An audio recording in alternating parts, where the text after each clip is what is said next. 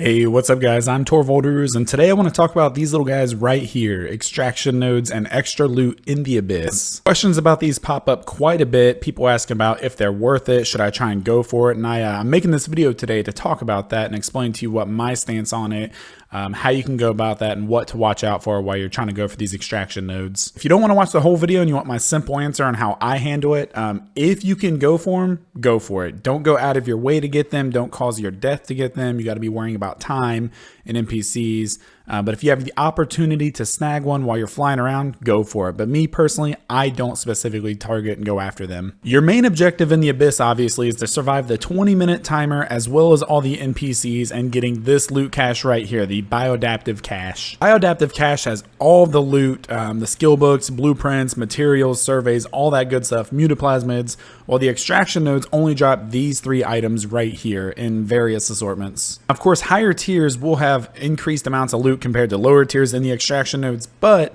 these extraction nodes can contain anywhere from nothing, it could be empty, there could be as little as 200,000 ISK in them, or it could be as much as what I've seen in T5s was 10 million ISK in one of the extraction nodes. Each room in the Abyss can have anywhere from 1 to 3. I don't know personally if there can be 0 or if there can be 4. I just typically see anywhere between 1 and 3 extraction nodes per room in the Abyss. So that can add up if you can actually get them. Now, before I talk more about this, I just wanted to show you all the fit that I'm using. All the footage from today comes from me running T5 exotics, and here's the fit here. You'll see a card pop up in the top corner. I did make a guide on this fit. Really simple, easy to use. And don't forget about the in-game channel Abyssal lurkers, as well as the Discord, which you can find linked in the description below.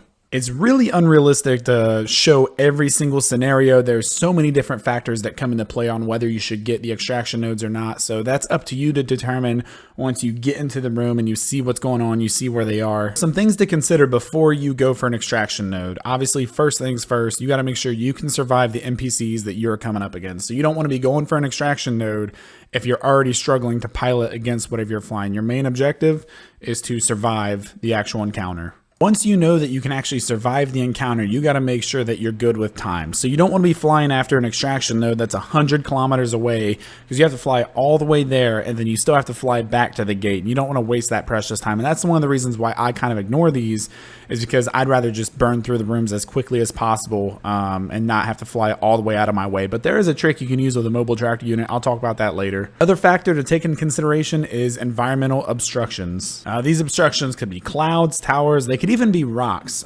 There's some scenarios where you have to fly to the opposite side of a rock and you don't want to get caught bouncing in a rock, especially depending on what NPCs you're coming up against. Just throw out an example of when not to go for an extraction node.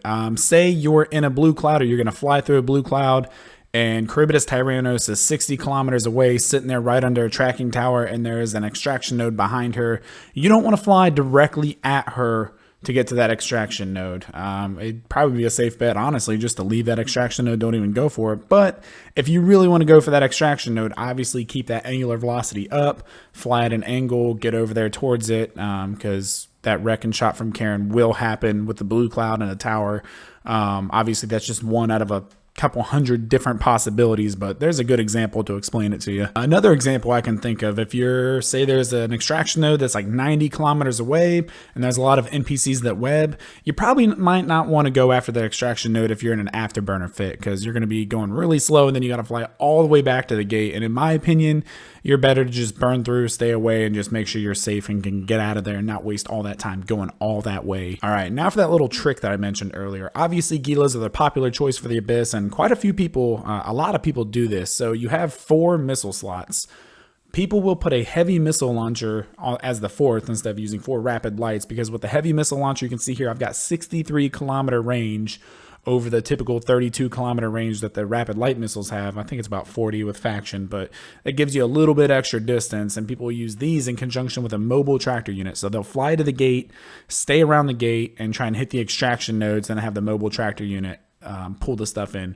Now, me personally, I don't want to deal with that. I'm infamous for forgetting stuff in the Abyss. I'm really bad at that, so I just kind of avoid it altogether, and it's too much time and effort for me where I avoid it. So if you really want to maximize the amount of stuff you pull out of the Abyss, I highly recommend this one. Like I said, I personally don't do it because it's just too much going on and I'd rather avoid it, but this is quite the popular choice right here. Here's a couple different examples of loot from some of these extraction nodes in a T5. I went through and grabbed a bunch of them and got some footage of that. I also have footage of me getting an empty one, which I did not realize it was empty until I was right up on it. Clearly, you can, when you blow something up, you can tell if there's loot in it or not. I waited until I was right next to the extraction node. I made all that effort to get right up next to it, and then I made it explode and found out it was empty. So watch out for that. Check to see if it's empty before you fly all the way to it. Appreciate you watching. Hopefully this video has helped you out and gave you kind of an idea of what to expect and if you should go for these extraction nodes or not. So best of luck to you out there, and I'll see you next time.